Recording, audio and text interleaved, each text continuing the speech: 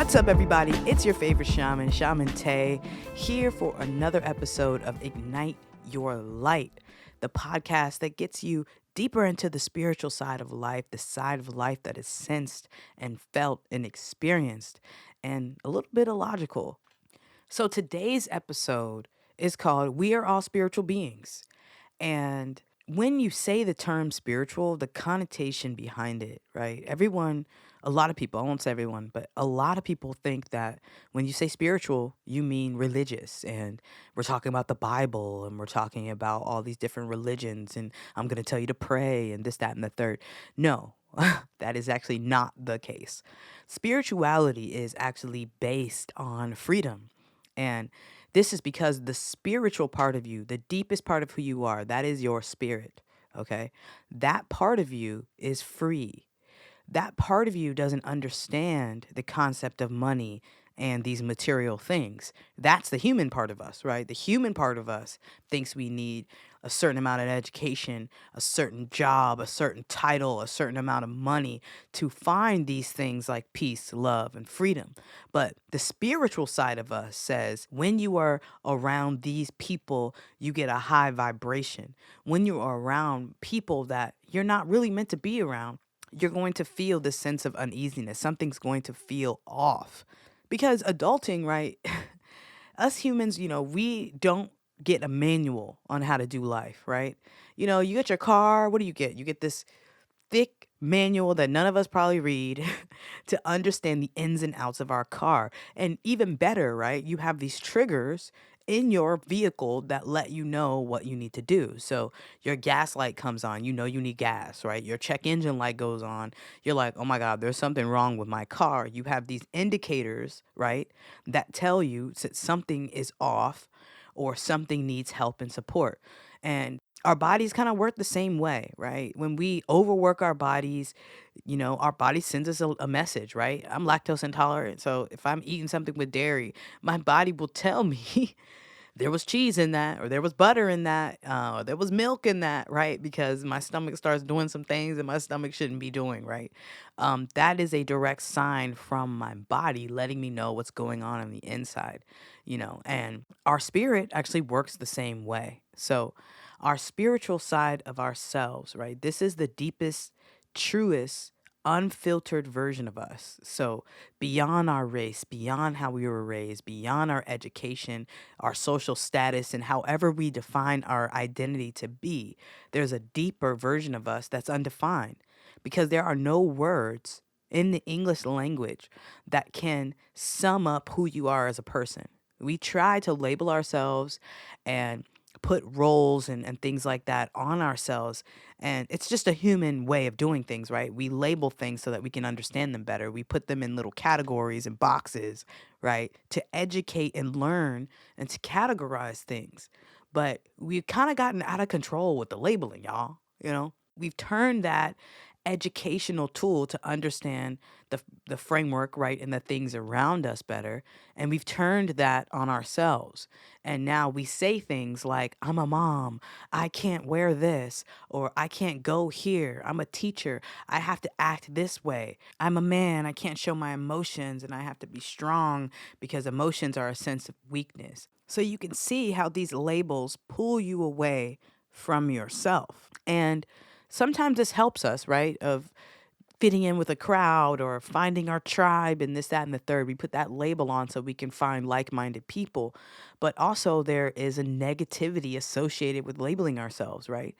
We start to create blinders, right? On every other aspect of who we are. So when we define ourselves as "I'm a mom," right?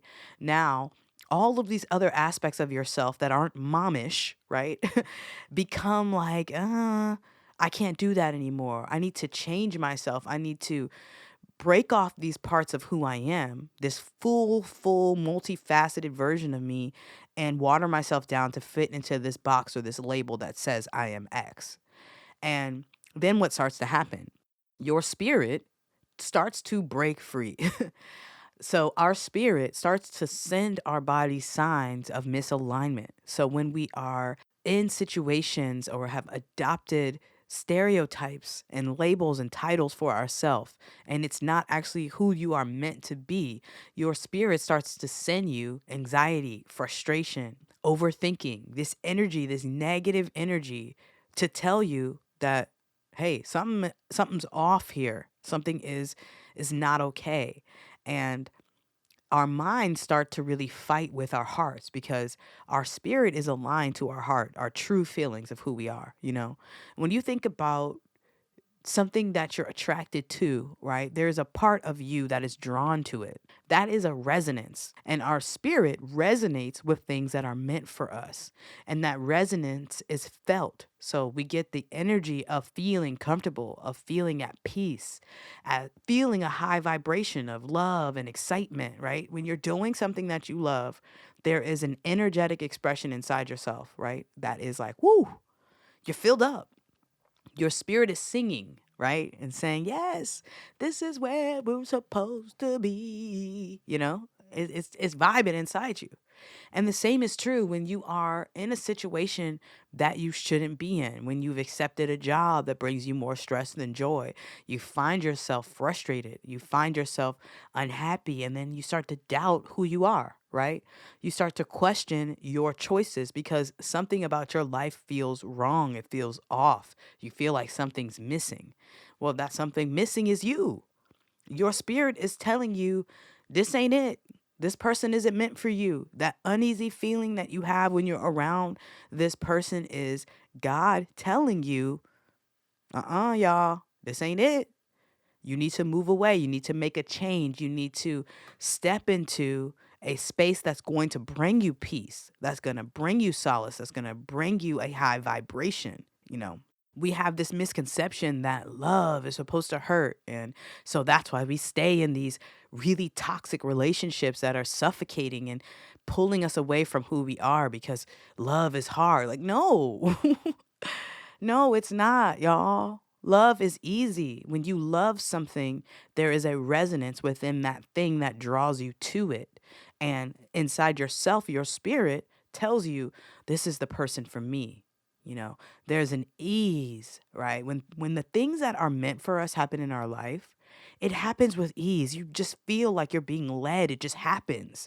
And it's not even a thing that you're like, oh my God, I have to pros and cons and make a list and make a huge plan and check off every box in that plan. No, that's not how it works. You're actually being led. You're actually being guided and you're moving in that direction because you have an inkling about something, you know. Most people who are natural born leaders know that they are leaders. They have this thing inside themselves that says, you know, I can't follow you. I have to go my own way. I have to be my own person, you know. And some people have a stronger feeling than others in that sense of being your own person.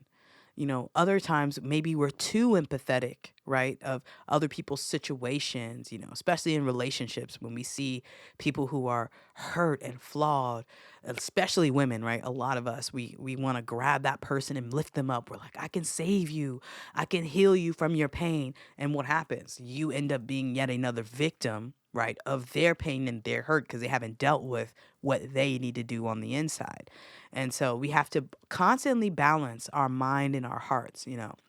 It's not that we can't live without having this intellectual analytical side of ourselves and to align ourselves to different roles and career paths and labels, right? We may want to strive to be a doctor, right? And whatever that represents.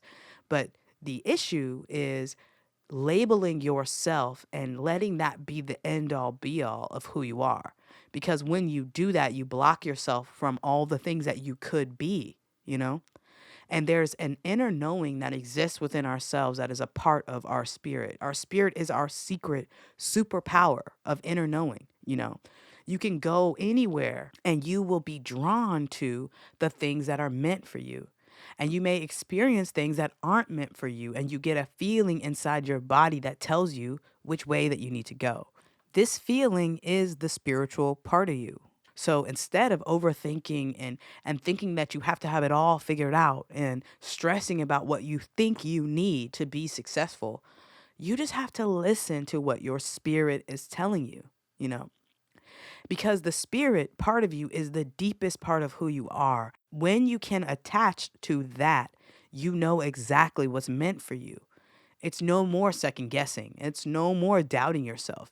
It is moving in the energy that feels right. And sometimes that doesn't make sense. You feel me? Sometimes your spirit tells you to leave that person that you love so much because that person is stunting your growth and your ability to be who you are. And that is a difficult thing. It's hard to leave our comfort. It's difficult to break away from all the things that we've known and step out on faith and this belief in ourselves. But God is showing you that through the feelings that are happening in your spirit. Our spirit is our connection to God. So through our feelings, right, we connect with God.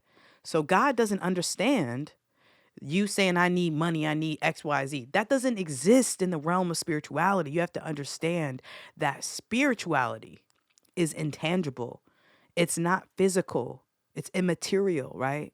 So, what I mean by that is there are universal feelings that God responds to. Like, I want to feel more at peace. I want to feel more love. I want to feel more confident, right? And help me with that. Those are the things that God responds to. Whereas a lot of times when we are praying or when we are hoping for better things in our life, what do? We ask for material things that we think will give us a feeling that we really want. We think if I just have a better job, I'm going to be happier. If I just have more money, I'll be such and such. If I just have a home or if I have a better partner, so on and so forth, I'm going to magically arrive to this happiness and this success and this fulfillment. But your spirit says, nah. Your spirit says, look, the only thing that you need is you. You need to get to know you.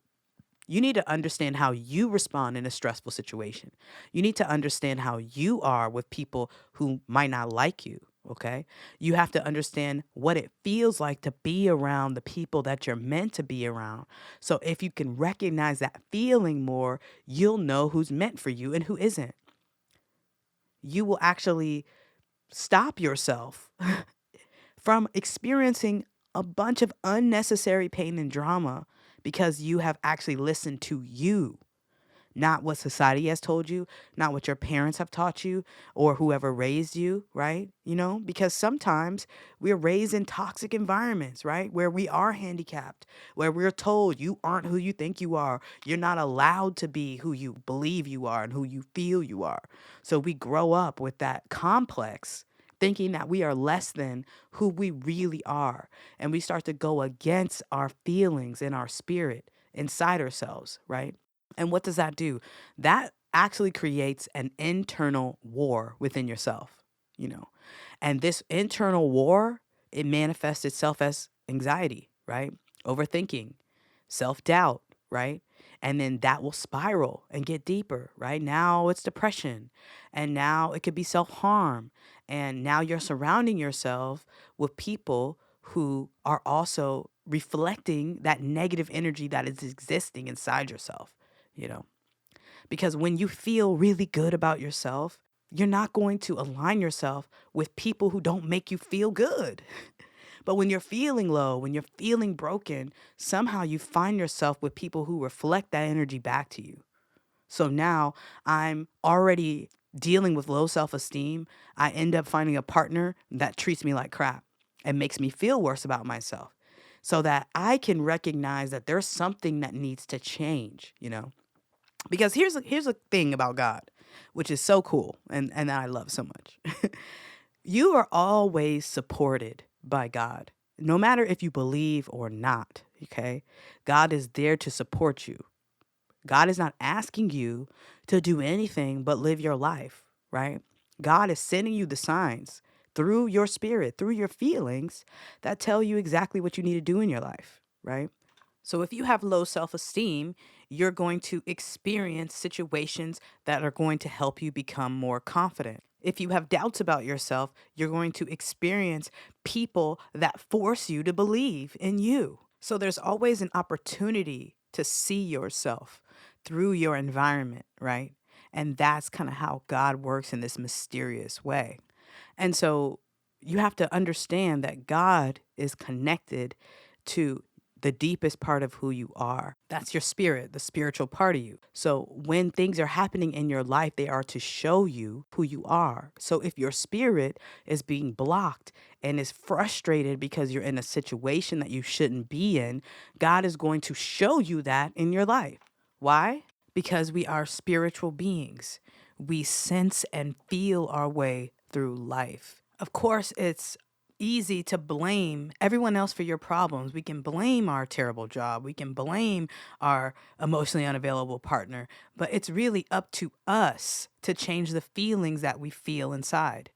Because I think a lot of people get really frustrated with God because they're like, well, if God exists, we wouldn't have none of this crime. No, God is not controlling you. Think about that. We are here as our own human selves to experience life, make our own choices, right? And experience the outcome of those choices, right? How else do you learn if you haven't burned your hand on that pot to know that it's hot, right? You have to burn yourself a little bit to be like, oh, shoot, I got to be more careful, I got a new knife the other day and I'm sitting here cutting, orange up with the knife and not really respecting how sharp this knife was. And sure enough, the knife slips, cuts my hand, pretty gnarly cut. And in that moment, I kind of had a spiritual moment. I'm like, wow, this is literally a sign to remind me that this knife is sharp as heck. And it's like, I know that the knife was sharp, right? It was a brand new knife. I should have been like, okay, this is sharper than sharp, right? But I needed to be reminded by being cut. And that's kind of how our life works, right? We get this feeling and we know what the right thing to do is for us. But, sometimes we need to make the wrong choice, right? To find what the right choice is. Sometimes we do need to accept what love isn't to know what love is. Sometimes we do have to step into chaos to know that we actually want peace. Sometimes we do have to be around people that doubt us to create a confidence within ourselves. And we can't blame God for our lessons that we are learning in this human experience. God is like, I got you. I'm going to support you. If you need me, call me 24/7. I got you. All you need to do is believe the feelings that you're getting on the inside because your spirit is actually your guide. We align ourselves to a path that's laid for us, right? We say, okay, I got to go to college. I got to get a quote unquote good job. I got to get married. I got to have kids. Says who? You think that there is someone who doesn't know who you are that's going to define what your life is supposed to be. Then why would you be here, right? Why would you be here if your job was to follow somebody else's script? There would be no point. There would be no point of you being your unique expression of yourself and how different we all are. There would be no point in that unique expression if we were to follow a path that's already defined. If we all are going to dress the same and think the same and act the same, right? That literally eliminates the essence of who you are, your spirit. And your spirit is telling you, nah, wear that green with that yellow. It don't matter if you look like a Sprite. Cause you feel like a Sprite right now. You popping. Get your pop on, shawty. But for real, as you just blindly go with what you feel in your spirit, in your heart, in your soul, you start to align to your truth and who you are as a person. And unfortunately, or fortunately, however you want to look at it, when you actually start to get closer to yourself, you start to see the people, the experiences, and the things that are actually no longer aligned to you. And that's the tough part is when you are growing and you are evolving and you're moving closer to who you are meant to be, you realize that there may be people in your life that were aligned to the persona of who you are or the label of who you are, or the role that you play. And that's a harsh truth, right? It's hard to see people that we thought were our friends, we thought were our family, we thought were our partners, and we see ourselves growing away from them. It's a tough pill to swallow, but the closer that you get to you, the more you know what's meant for you, and the more that you attract the things that are meant for you. Because you are no longer living someone else's life, right? You're no longer living as that label that you've defined yourself as. You're living as this undefined version of you that's continuing to learn, to grow, to expand, and evolve. And that's a beautiful thing. And that really is the key of our human experience is understanding that we live in a duality. We are both logical, analytical, right, and intellectual, but we're also spiritual. We experience things. We learn through sensing and feeling and tapping into our intuition and our gut feelings that are guiding us in the right direction. And if we can start to value those feelings as spiritual wealth, as cash monies, just as much as we value $1, right? Maybe not $1, maybe, a couple dollars. If we can value our feelings as a wealth, you know, a wealth of wisdom and knowledge that we have within ourselves that create that secret superpower of inner knowing, right? That comes from our spirit, we will be moving in a guided way. And there's so much peacefulness when you know who you are and you know that you're being guided. The stress that inserts itself into our lives about not knowing the next step or wanting to make the right decision and all of these things and the anxiety about the future and oh, I hope that this works out. All of that kind of dissipates and goes away when you know that you are being guided and you know that you have this truth decoder within yourself that all you need is to bring yourself to the occasion and tap in and feel how you feel and you'll know what direction to go, you know. That's such a powerful thing. And then it allows you to have something that no one can take away from you. That spiritual inner knowing, that knowing thyself. When you know thyself, you shall know the universe and God because God exists within you. All you got to do is tap in. Tap into what you feel when you're around the people that you love.